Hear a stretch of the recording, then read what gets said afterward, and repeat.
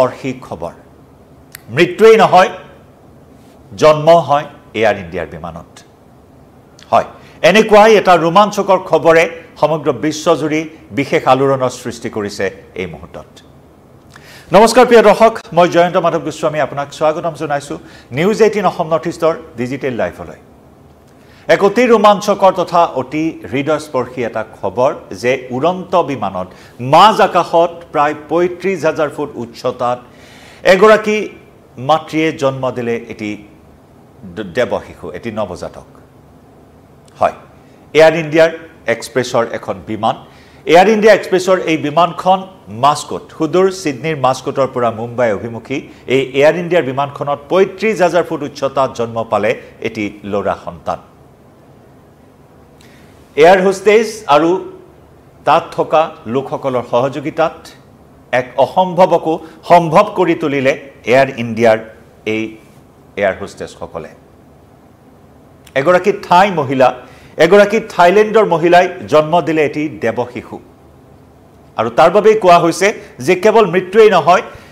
air ইণ্ডিয়াত জন্ম হয় এই বিষয়টো এতিয়া বিশেষভাৱে চৰ্চিত হোৱা পৰিলক্ষিত হৈছে কাৰণ মৃত্যুৰ প্ৰসংগ বুলি ক'লে যোৱা 12 জুনৰ সেই অভিশপ্তৰ দিনটোৰ কথা সকলোৰে মনলৈ আহে ইয়াৰ পূৰ্বেও আমি ডিজিটেল লাইভত এই প্ৰসংগত আপোনালোকক জনাইছো যে এয়াৰ ইণ্ডিয়া এতিয়া যেন এক প্ৰকাৰ মৃত্যুদূতত পৰিণত হৈছে এয়াৰ ইণ্ডিয়াত উঠিলেই যেন মানুহে অনুভৱ কৰে যেন জমদূততহে উঠিছো নেকি এনেকুৱা ধৰণৰ এটা পৰিস্থিতিৰ সূত্ৰপাত ঘটিছে 12 জুনৰ এয়াৰ ইণ্ডিয়াৰ ড্ৰিমলাইনাৰ বিমানখন দুৰ্ঘটনাত পতিত হোৱাৰ পিছতেই যেন উড়ন্ত কফিনত পৰিণত হৈছে এয়াৰ ইণ্ডিয়াৰ বিমান কেৱল 12 জুনৰ সেই দুৰ্ঘটনাই নহয় এয়াৰ ইণ্ডিয়াৰ বিমানক লৈ নানান অভিযোগ আছে যাত্ৰীসকলৰ মাজত গ্ৰাহকসকলৰ মাজত আৰু সেই 12 জুনৰ সেই অভিশপ্ত দুৰ্ঘটনাৰ পিছতো কিন্তু সৰু বৰ বহুকেইটা দুৰ্ঘটনাই জুকাৰি গৈছে বিমান পৰিবহণ সংস্থাটোক কেতিয়াবা অৱতৰণত জুই লাগিছে চকাত কেতিয়াবা মাজ আকাশত বিজুতি হৈছে উভতনি যাত্ৰা উভতি আহিবলগীয়া হৈছে এনে ধৰণৰ নানানটা বিসংগতিয়ে কিন্তু এই মুহূৰ্তত জোকাৰণি সৃষ্টি কৰিছে বিমান পৰিবহণ সংস্থাটোক মুঠৰ ওপৰত এক মৃত্যুদূতত পৰিণত হৈছে আৰু এই মৃত্যুদূতত পৰিণত হোৱা এই এয়াৰ ইণ্ডিয়া বিমানত জন্ম পালে সন্তান অৰ্থাৎ জন্মৰ সংযোগ এইবাৰ এয়াৰ ইণ্ডিয়াত জন্মৰ সংযোগ ঘটা পৰিলক্ষিত হৈছে মাজ আকাশত আমি পুনৰ জনাইছো ৩৫,০০০ ফুট উচ্চতাত যেন স্বৰ্গৰ পৰাহে এটি দেৱশিশু নামি আহিল মৰ্ত্যলৈ এনেদৰে এতিয়া চৰ্চা চলিছে সামাজিক মাধ্যমত তথা সৰ্বত্ৰে উল্লেখযোগ্য যে ভুল কাৰণত বাতৰি শিৰোনাম যোৱা 12 জুনৰ দুৰ্ঘটনাৰ পিছত ভুল কাৰণত বিভিন্ন ধৰণৰ বাতৰি শিৰোনাম দখল কৰি আহিছে এয়াৰ ইণ্ডিয়াই টাটাই ঘূৰাই লোৱাৰ পিছৰে পৰা অৰ্থাৎ স্বগৃহী হোৱাৰ পিছৰে পৰাই ভাৰতৰ এসময়ৰ এই ফ্ল্যাগশিপ বিমান পৰিবহণ সংস্থাটো এতিয়া উড়ন্ত কফিনত পৰিণত হোৱা পৰিলক্ষিত হৈছে এয়াৰ ইণ্ডিয়াৰ সেই ড্ৰিমলাইনাৰ বিমানখন দুৰ্ঘটনাত পতিত হোৱাৰ পিছত য'ত নেকি 242 গৰাকী যাত্ৰী 241 গৰাকী যাত্ৰীয়ে প্ৰাণ হেৰুৱাইছে একে সময়তে সৰ্বমুঠ 270 গৰাকী অন্যান্য সাধাৰণ লোক 29 গৰাকী সৰ্বমুঠ 270 গৰাকী লোকৰ প্ৰাণ লৈছিল সেই ড্ৰিমলাইনাৰ বিমানখনে আৰু তাৰ পিছৰে পৰাই এয়াৰ ইণ্ডিয়াক মৃত্যুদূত বুলি অভিহিত কৰিছে বিভিন্ন মহলে কাৰো বিগত সময়ছোৱাত বহুকেইটা দুৰ্ঘটনা সৰুবৰ দুৰ্ঘটনা এয়াৰ ইণ্ডিয়াৰ বিমানৰ ক্ষেত্ৰত সংঘটিত হৈ আহিছে আৰু যাৰ বাবে এয়াৰ ইণ্ডিয়াক মূলতঃ কাৰ্যত বা এক কথাত ভিলেইনত পৰিণত কৰিছে ভিলেইনত পৰিণত হৈছে এয়াৰ ইণ্ডিয়া 12 জুনৰ দুৰ্ঘটনাৰ পিছত সৰুবৰ যিসমূহ দুৰ্ঘটনা সন্মুখলৈ আহিছে এয়াৰ ইণ্ডিয়াৰ সৰুবৰ যিসমূহ বিসংগতি সন্মুখলৈ আহিছে যাৰ বাবে ভিলেইনত পৰিণত হৈছে এয়াৰ ইণ্ডিয়া আৰু এই এয়াৰ ইণ্ডিয়া ভিলেইনত পৰিণত হোৱা এয়াৰ ইণ্ডিয়াৰ বুকুত এতিয়া জন্ম হ'ব পাৰে তাৰেই এটা ধাৰণা এই মুহূৰ্তত সন্মুখলৈ আহিছে এই সন্তানটি জন্ম হোৱাৰ পিছত পুনৰ জনাইছো মাস্কটৰ পৰা মুম্বাই অভিমুখী এখন এয়াৰ ইণ্ডিয়া এক্সপ্ৰেছৰ বিমান এই এয়াৰ ইণ্ডিয়া এক্সপ্ৰেছৰ বিমানখনতে এগৰাকী থাই মহিলাই মাজ আকাশতে জন্ম দিলে সন্তান আৰু তাৰ লগে লগে এয়াৰ ইণ্ডিয়াৰ সৈতে জন্মৰ সংযোগো এই মুহূৰ্তত চৰ্চালৈ আহিছে সমান্তৰালকৈ আমি জনাইছো এই এয়াৰ ইণ্ডিয়াৰ IX487 বিমানখনৰ নম্বৰো আমি জনাইছো আপোনাক IX487 নম্বৰৰ বিমানখনত অভিজ্ঞ এয়াৰ হোষ্টেজ এগৰাকী অভিজ্ঞ এয়াৰ হোষ্টেজৰ তৎপৰতাত এই অসম্ভৱকো সম্ভৱ কৰি তুলিলে হঠাতে সেই ঠাই মহিলাগৰাকী সন্তান সম্ভৱা সেই ঠাই মহিলাগৰাকীৰ প্ৰসৱ বেদনা আৰম্ভ হ'ল আৰু তাৰ পিছতে অভিজ্ঞ এগৰাকী এয়াৰ হোষ্টেজ এগৰাকী ক্ৰু মেম্বাৰ সেই ক্ৰু মেম্বাৰগৰাকীৰ তৎপৰতাত এটা অসম্ভৱক সম্ভৱ কৰি তুলিবলৈ সক্ষম হ'ল সমান্তৰালকৈ সেই বিমানখনতে যাত্ৰী ৰূপত আছিল এগৰাকী নাৰ্ছেও মুম্বাই অভিমুখে যাত্ৰা কৰিছিল সেই বিমানখনত আৰু সেই নাৰ্ছগৰাকী আৰু সেই অভিজ্ঞ এয়াৰ হোষ্টেজগৰাকীৰ তৎপৰতাত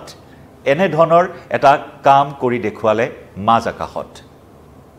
সকলো যাত্ৰীৰ মাজৰ পৰা ব্যৱস্থা কৰা হ'ল আৰ কাপোৰ আৰি তাতে প্ৰসৱ কৰাই নাৰ্ছগৰাকীৰ সৈতে সেই অভিজ্ঞ ক্ৰু মেম্বাৰ অভিজ্ঞ এয়াৰ হোষ্টেজগৰাকীয়ে এটি সন্তান এটি সুস্থ সবল সন্তান জন্ম দিবলৈ সক্ষম হ'ল প্ৰসৱ কৰাবলৈ সক্ষম হ'ল বিমানখনে মুম্বাইত বিয়লি 4:02 অৱতৰণ কৰে আৰু লগে লগে এয়াৰ ইণ্ডিয়াই হাজু কৰি ৰাখিছিল এম্বুলেন্স এয়াৰ ইণ্ডিয়াই পূৰ্বৰে পৰা যোগাযোগ কৰিছিল বিশেষকৈ আমি নাম কৈছো পাইলটৰ কেপ্টেইন আশিস ভাগানী আৰু কেপ্টেইন ফাৰাজ আহমেদে এয়াৰ ট্ৰেফিক কণ্ট্ৰলৰ সৈতে যোগাযোগ কৰে আৰু পূৰ্বৰে পৰাই মুম্বাই বিমানবন্দৰত অৱতৰণ কৰাৰ লগে লগে যাতে এম্বুলেন্স হাজু কৰি থোৱা হয় এম্বুলেন্সত উঠাই তৎকালীনভাৱে যাতে প্ৰসূতিগৰাকী আৰু সন্তানটিৰ স্বাস্থ্য পৰীক্ষা কৰাব পৰা যায় তাৰ বাবে সকলো ধৰণৰ প্ৰস্তুতি আগতীয়াকৈ কৰি থোৱা হৈছিল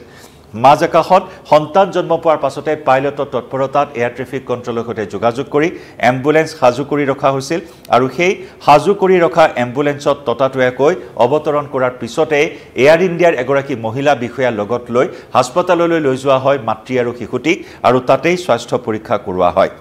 বিমান সংস্থাটোৱে থাইলেণ্ড দূতাবাসৰ লগতো যোগাযোগ কৰে আৰু ইয়াৰ উপৰি দুইৰে পৰৱৰ্তী লক্ষ্যস্থান অৰ্থাৎ বেংককলৈ যেহেতু মহিলাগৰাকী যাব গতিকে বেংককলৈ যোৱাৰ ক্ষেত্ৰতো ব্যৱস্থা কৰি দিয়ে এয়াৰ ইণ্ডিয়া কৰ্তৃপক্ষই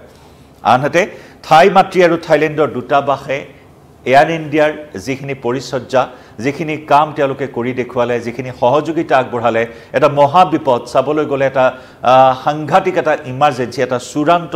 জৰুৰীকালীন এটা অৱস্থা য'ত মাজ আকাশত এগৰাকী প্ৰকৃতিৰ প্ৰসৱ বেদনা তাতে জন্ম মৃত্যুৰ কথা আহে গতিকে জন্ম মৃত্যু বিবাহ আমি কওঁৱে কাৰো হাতত নাই সেয়া নেদেখাজনৰ ওচৰত আৰু সেই নেদেখাজনেই যেন বিচাৰিছিল মাজ আকাশতে জন্ম হওক এই দেৱশিশুটিৰ আৰু সেই নেদেখাজনৰ কৃপাত সুকলমে সন্তানটি প্ৰসৱ কৰিবলৈ সক্ষম হয় আৰু তাৰ পিছতে এয়াৰ ইণ্ডিয়া কৰ্তৃপক্ষৰ সেই সুন্দৰ পৰিচৰ্যাত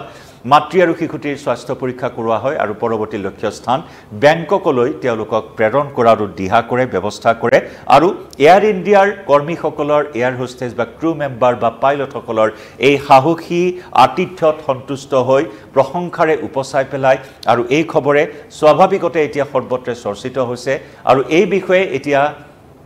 সকলোৱে কৈছে যে ভিলেইনত পৰিণত হ'লেও মৃত্যুদূতত পৰিণত হ'লেও জন্মৰ সংযোগ ঘটে এয়াৰ ইণ্ডিয়া এক্সপ্ৰেছৰ বিমানত প্ৰিয় দৰ্শক এয়াই প্ৰথম এনেকুৱা ঘটনা নহয় ইয়াৰ পূৰ্বেও 2020 চনতো এনেকুৱা ধৰণৰ অনুৰূপ ঘটনা সন্মুখলৈ আহিছিল 2020 চনত কাটাৰ এয়াৰলাইন্সৰ বিমান বেংকক অভিমুখে উৰা মৰাৰ তেনেকুৱা মাজ আকাশতে এটি সন্তান জন্ম হৈছিল তৃতীয় এগৰাকী ঠাই মহিলাই এটি সন্তান জন্ম দিছিল মাজ আকাশত 352 গৰাকী যাত্ৰী কঢ়িয়াই নিয়া এয়াৰ ইণ্ডিয়াৰ বিমানখনত সন্তান জন্ম হৈছিল